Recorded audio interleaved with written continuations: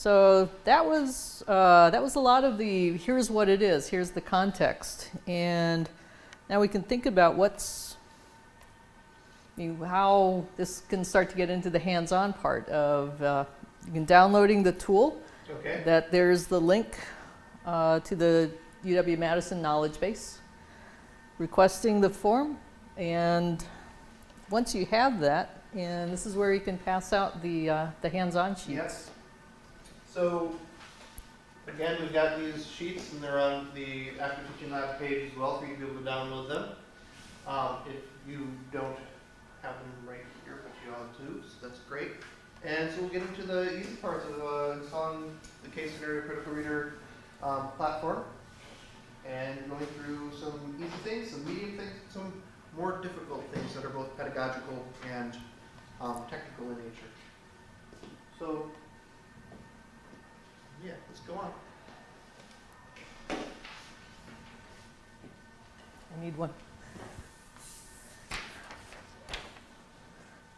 So for the easy example, if you've already installed it, you've already covered that first easy, but the second easy is working with a downloadable template, which on the knowledge base page, the Case Scenario Critical Reader Support page, at the bottom left is the templates, prototypes, and manuals. And at the bottom of the list are critical reader example. You can download the template and try to use some of the capabilities that we just showed with rollover, with some of how it's being used. If we make a template ourselves, can we get it listed up here? If we have one, if we want a template on this that isn't already on here? Yes. Yeah, we can list that there. All right. So we can just contact the person, the owner there. Is there a way to contact on that page? Not to that page, but to the CSCR support list. Okay. Great. All right.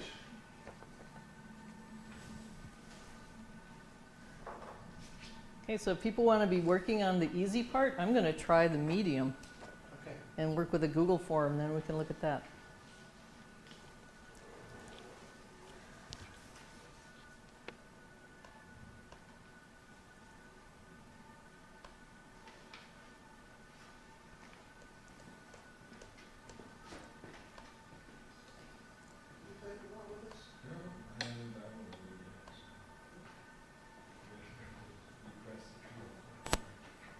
Yes, once you request a tool, you should immediately get an email with it.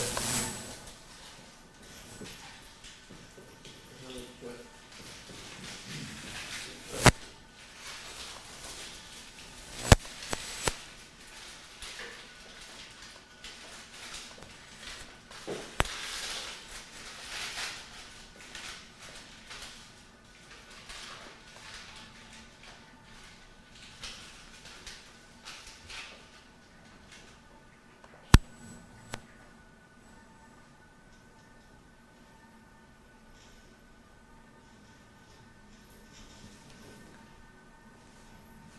So the templates come with some sample text and some examples of rollovers. And here you see an example where it's longer than just one or two words, giving you the definition of the word. So you've got opportunity to give more context. You can attach a rollover to a whole sentence.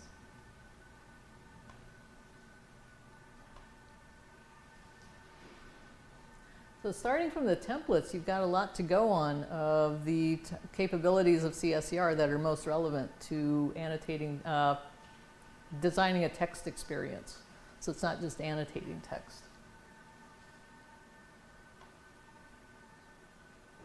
An example of a quiz, some media inserted.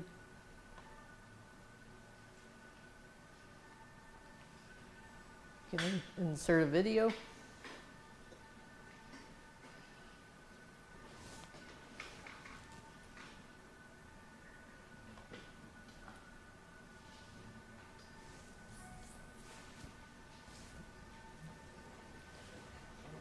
Is that the form?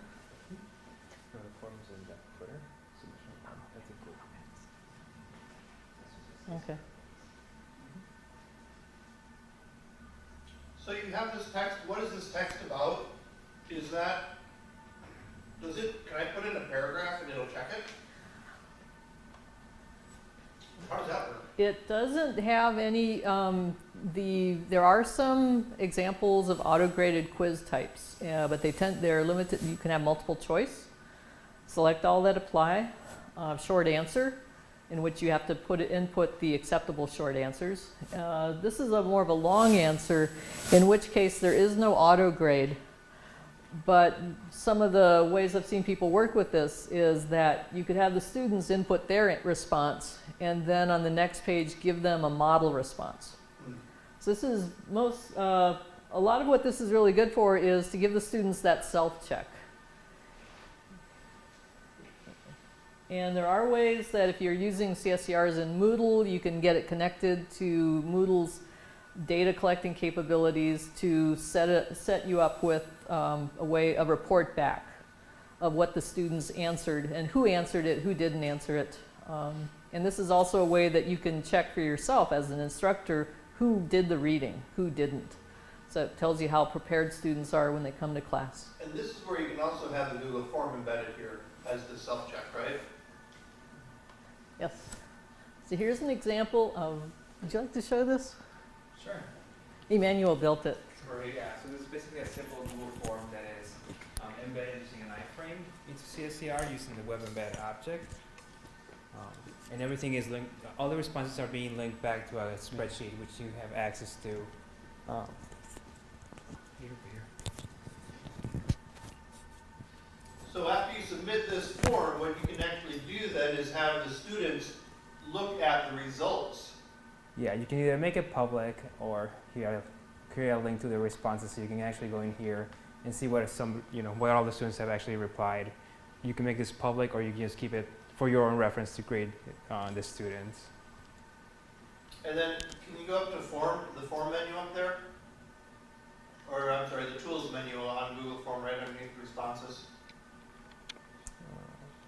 The tools menu right underneath responses, right there, right there. Yep, Yep. right there.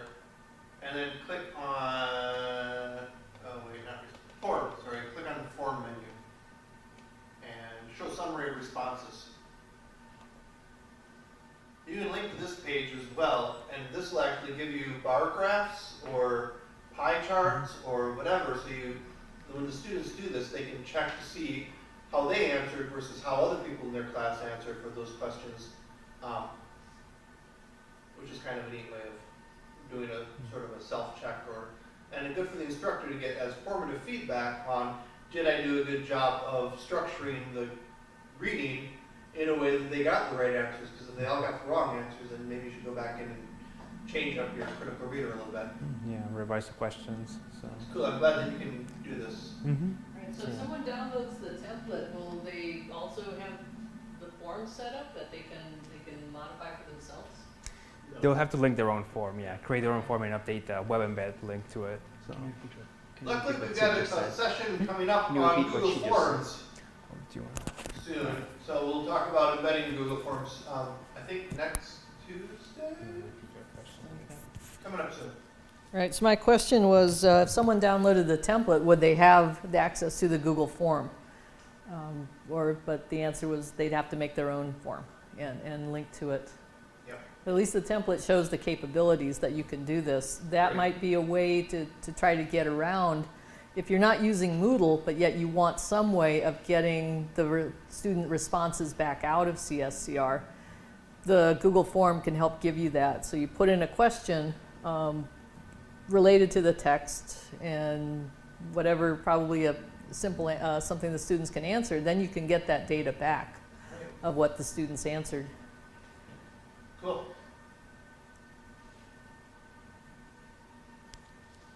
Any other questions about thoughts and ideas on how this might work? Have you seen any really strange ways of it being used? Like, what is the craziest way that you've seen it between the two of you? Crazy good, of course. One crazy good example I saw was Kim Peterson in the law school uses it to help show examples of writing. So using the split screen, on the left half is maybe a first draft of a paper or a B kind of paper, and then on the right hand side is an edited version. So in law, they want to be succinct at their writing. And as you roll over parts of the text or do the highlight, it could explain like why this sentence here on the right is worded differently than what the one on the left was trying to say, how it got to its point more quickly. And she also uses it to help guide students in learning to read law statutes. So it's like it's that disciplinary reading here. Law statutes are something you'll be needing to read a lot of, so the critical reader can help guide them through that experience of learning to read that type of writing. And it's something that the students can be doing outside of class. They can do it over and over if they need to keep reviewing it. And if you don't have points attached to it, there's no penalty. So maybe what you want to do with this is just give the students that opportunity to be practicing, and there's no penalty if they don't get it right the first time, so it's not as formal as a quiz. But if you do something like embedding a Google form or using it in the Moodle, then you've got the opportunity to find out if students did it. So language, law school, any other departments using this that you're aware of? Not that I'm aware of. Do you know of other? Not for reading, not for the reading purposes. Okay, just more for the case scenario building. More for the case scenarios. And sometimes there can be a really fine line between when it's a case scenario and when it's a critical reader. You had mentioned that Jan Marnowski has his students create these? There was one example a few years ago where Jan did assign his students to create these, and their assignment was to take some aspect of French culture from a certain time period and try to make it interesting for high school students. So the students in the example I saw took a reading from Voltaire and tried to draw similarities to what was happening in that reading and some modern day events. So they pulled in media linking to YouTube videos, linking to images, and giving their commentary of what was, here's our interpretation of what's going on and how we're trying to contextualize this to make it interesting for the audience. And that's easy to do because once again, the end, or not easy to do, but that's doable, I guess, because the end result is an HTML file. So this high school students, if they were to go access this, they don't have to install any extra software or anything like that. That's right. The end result is a folder full of HTML, CSS, JavaScript that then can be hosted on any server that can host web pages, or put inside D2L or Moodle. So it's treated just like a little mini website. It's a static website. There's no need for back-end PHP scripting going on. No database. Awesome. Any other examples? I don't know of any other. I understand it's being used a lot in French and Italian, but most of the examples are in French or Italian, so that makes it a little harder to show. But so putting questions back to you, what would you see? Where could you see this being used? So what, or how could, because we talked about the levels of the instructor-led or student-led inquiry, and we saw that this example looked pretty structured. How could it be used to get the students to a higher level of inquiry, to be a little more independent in how they go about the inquiry, the reading process? Well, it's interesting because due to the branching nature of CSCR, you could actually, if you wanted to, as kind of an interactive exercise for maybe a student in law school, or you're new to the School of Education, master's or PhD track, learning this kind of new terminology. You know, one of the questions, you know, could have a little introductory exercise, and then have a question somewhere along the lines of, you know, were you comfortable with this? Do you feel that you understood this? Or have a little multiple choice question, see if the student kind of understood the basic gist of what was being said. If they don't, they can kind of go through a remedial kind of portion where it's very structured, or it could then take them through a reading that is less structured. You know, it's making suggestions on other things to check. And if they're struggling with it, it's got the highlighting, it's got, words highlighted from the glossary, so that it's got more scaffolding for the student who needs some more of that support and direction. Yeah, I can see Of that. course, that's going to take you longer to talk about. Right.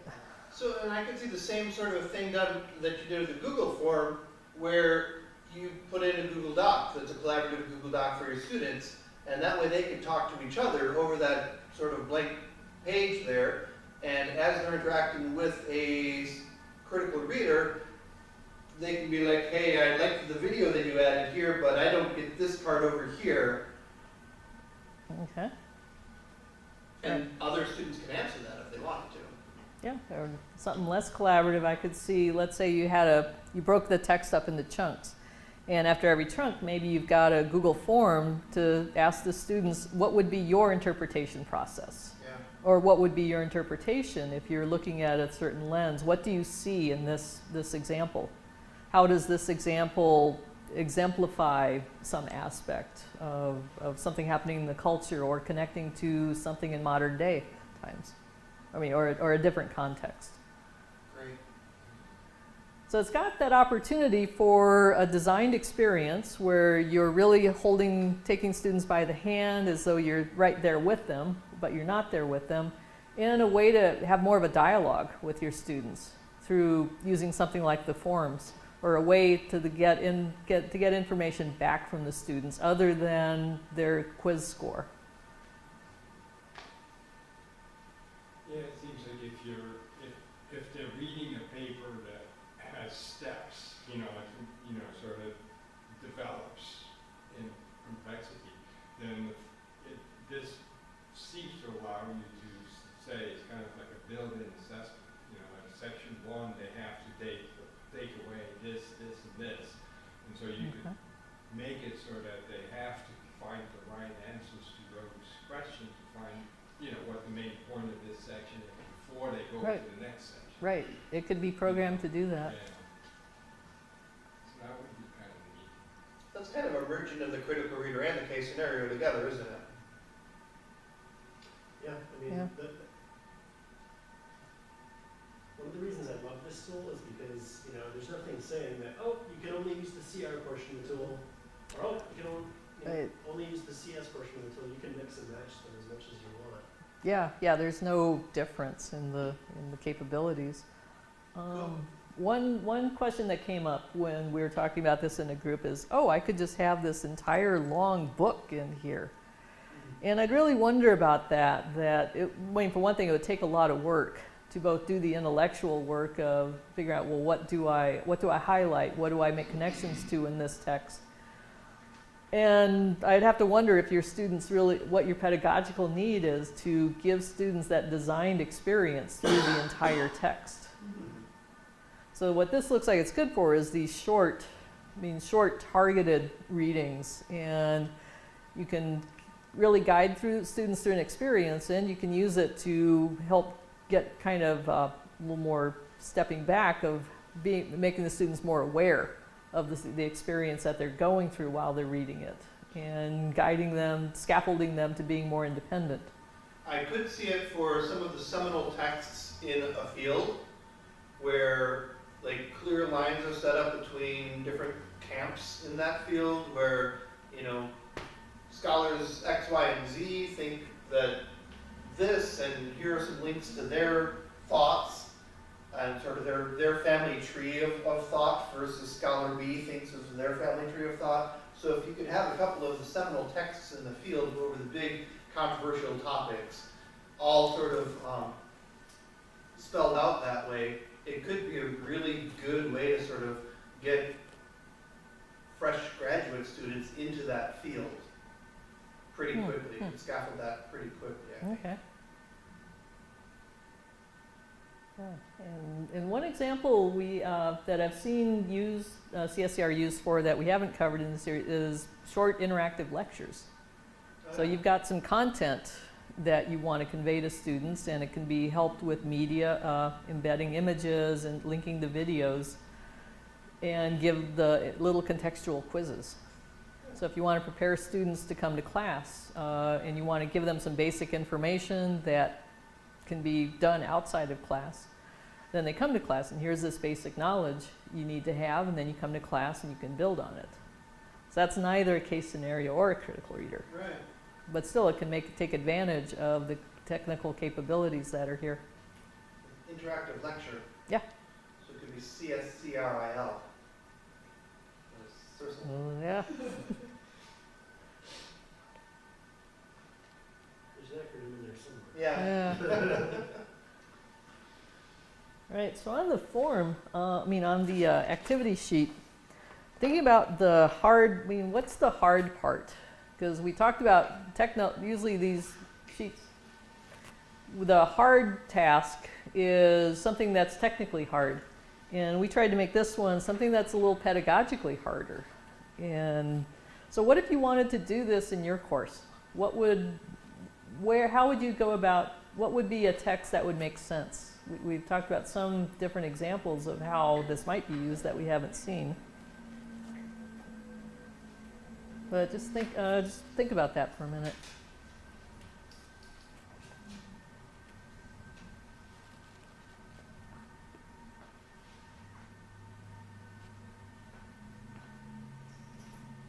Well, I think those like the seminal texts would be great, or anything that's foundational early on in the semester that you want, and it could be anything that's early on in the semester. If you want to train your students how to read for your class in the way, you can give them a very structured or even a less structured, a more guided experience with the text. Okay.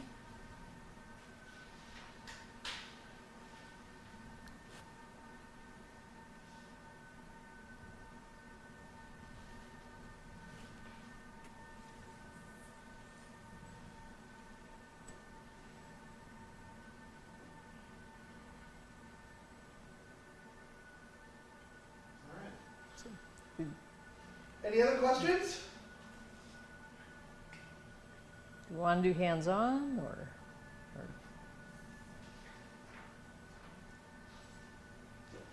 Well, Okay. not much to demand for it. Okay. All right.